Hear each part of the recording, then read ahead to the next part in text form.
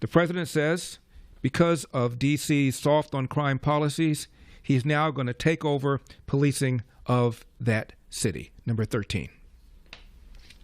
This dire public safety crisis stems directly from the abject failures of the city's local leadership. The radical left city council adopted no cash bail. By the way, every place in the country where you have no cash bail is a disaster. That's what started the problem in New York, and they don't change it.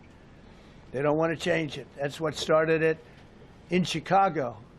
I mean, bad politicians started it, bad leadership started it, but that was the one thing that's central, no cash bail. Somebody murders somebody and they're out on no cash bail before the day is out.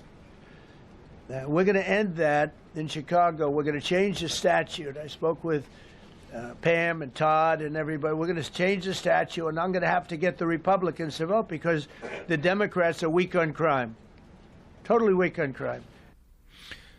President Trump said, and it's true, that under the D.C. Home Rule Act, he has the power. Number 17.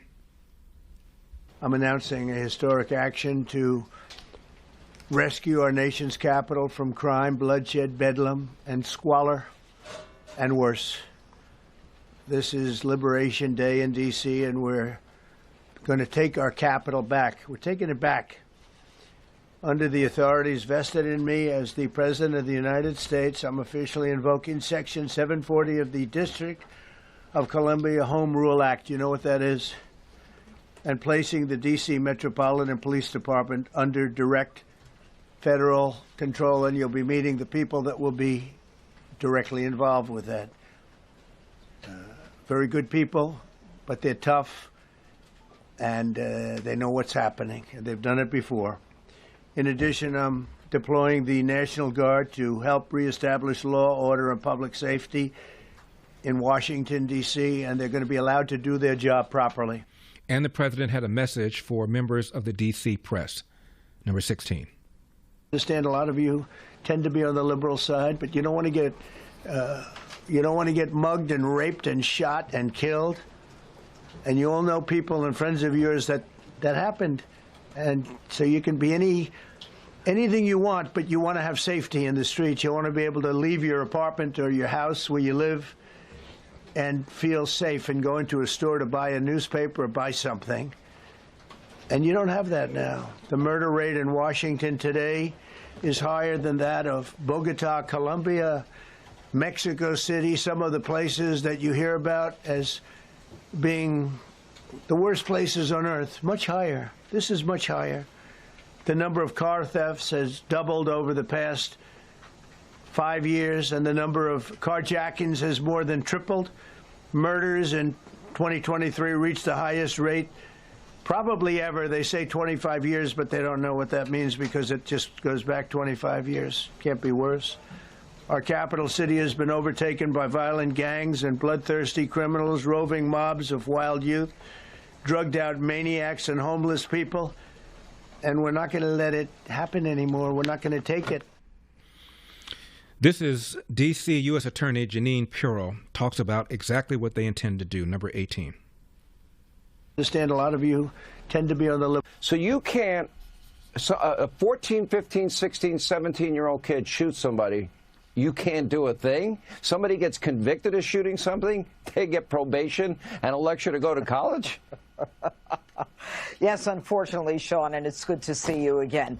That is my experience, and that is what the D.C. Council, which is passing the laws that pretty much control the district here. And the President Trump has rightfully declared an emergency crisis of crime and deployed the National Guard, the ATF, the DEA, the FBI, so that criminals know now that we see them, we are watching them, and we are going to make them accountable. But make no mistake, Sean, this is just the beginning. Today was, as the president called it, Liberation Day. But we are now in the process of bringing to the attention of law-abiding citizens, not just in D.C., but throughout the country, clearly that we're not going to tolerate crime that is out of control in the nation's capital. This is the shining city on the hill that our forefathers talked about. This is the place where Ronald Reagan talked about looking up to. And in the end, it is an incredibly violent area. And, you know, whether crime is up or down, you know, they want to pat themselves on the back and say, gee, it's great. It's not as bad as it used to be. It is horrific. And the reason that that press room today, and the president commented on it, was so packed is because those reporters in that room, and it was packed to the gills, experienced crime themselves. And some of the questions had to do with that very thing. We've got an area where criminals are emboldened for a variety of reasons. They know these young gangs, or as they're called here, crews, they know that if they're 14, 15, 16, or 17, they are below the age of criminal responsibility unless they commit the crime of murder, rape one, armed robbery, or burglary in the first degree. And that means if you shoot someone and they don't die, I don't even get the case as a prosecutor. And understand, I'm not just the federal prosecutor, I'm the local DA, so to speak, here for D.C. All of these cases go to family court, the 14 through 17-year-olds. And those cases go to family court, where the focus is rehabilitation. And they talk about ice cream socials and yoga. And even if they're 19 and I get them in my court and I get a conviction, go on a bus with an illegal gun, a bus that's full of people and a family, you take a gun and you shoot someone in the chest, we get the conviction, we take it all the way, the judge says, you know, I'm going to give you probation because the D.C. Council has given him that right. And so we've got to repeal these laws of the left-leaning D.C. Council, one member of whom I just indicted recently, and we've got to make this place safe for the people in the district. And it's not just because of the kid who worked for Doe's recently, who was mugged by 12 and 13-year-olds and 14 and 15-year-olds. It's not just because of the intern who got shot and caught and killed in the middle of crossfire in a decent area of D.C., or the intern who went out for McDonald's at 10:30 and who ends up getting shot, or the kids from the Israeli embassy who get shot and killed. I mean, this is a regular course of conduct. And unless and until we get our hands on them, and unless and until we have the ability to punish them, they are emboldened and they are laughing at us. For full shows, live and on demand, it's Salem News Channel.